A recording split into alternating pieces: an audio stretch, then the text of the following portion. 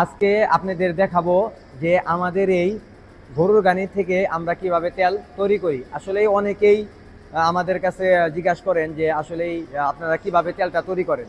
তাই আজকে পুরো প্রক্রিয়াটাই দেখাবো ইনশাল্লাহ। আসলেই ভালো মানের সরিষা না হলে ভালো তেল কখনোই আশা করা সম্ভব না।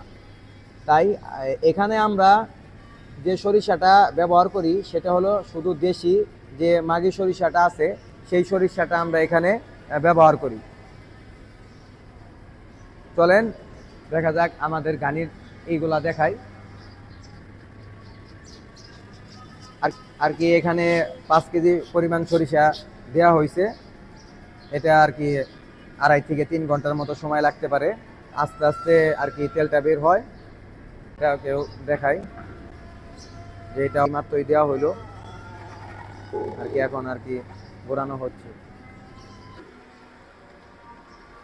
আর কি দেখতে পারতেছেন যে আসলে তেলগুলা কিভাবে ফোটায় ফোটায় বের হচ্ছে। আসলে এটা হলো সম্পূর্ণ আগের যে প্রাচীন গানি ছিল সেই গানি, সম্পূর্ণ কাঠ। এখানে লোহার কোনো কিছু এখানে ইউজ করা হয় নাই। এখানে শুধু সম্পূর্ণই কাঠ, যে প্রাচীনের যে প্রসেস ছিল আর সেই প্রসেসে আর কি তেল উৎপাদন করা হচ্ছে।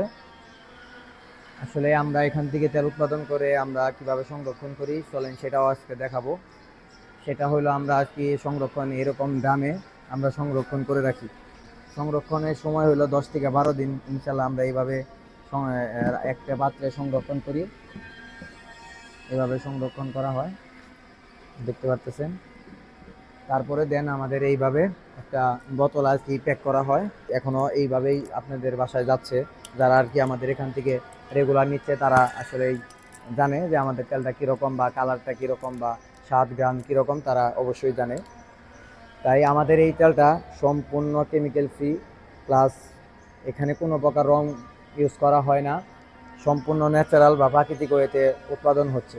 তাই যারা আমাদের এখান থেকে খাঁটি সরিষার তেল নিতে চান তারা অর্ডার করতে পারেন। অর্ডার করতে আমাদের পেজে মেসেজ করতে পারেন অথবা স্ক্রিনে দেওয়া নাম্বারে কল করতে পারেন। ধন্যবাদ।